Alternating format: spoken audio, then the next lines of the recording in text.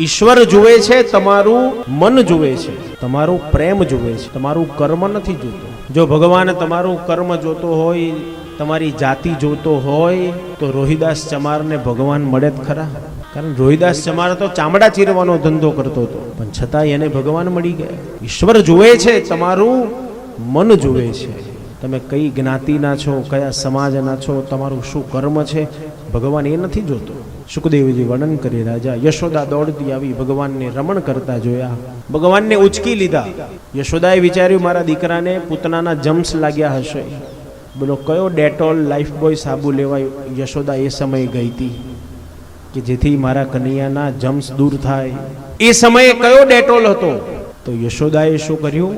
ગોઝરણથી ભગવાનને સ્નાન કરાયું. ગાયનું ઝરણ જે બેક્ટેરિયાઓને નાશ કરે છે. આજનું સાયન્સ જેને સ્વીકારતું થયું કે ભાઈ ગોઝરણમાં કેટલી તાકાત છે. આજના ડોક્ટરો પણ જેને સ્વીકારે છે કે ભાઈ રોજ સવારે ઉઠી અને ગાયનું ઝરણ પીવો કે જેનાથી અસંખ્ય રોગોમાંથી તમે મુક્ત થઈ શકો છો. કેન્સર જેવી કેન્સરની બીમારીમાંથી પણ મુક્ત કરનાર આ ગાયનું ઝરણ છે.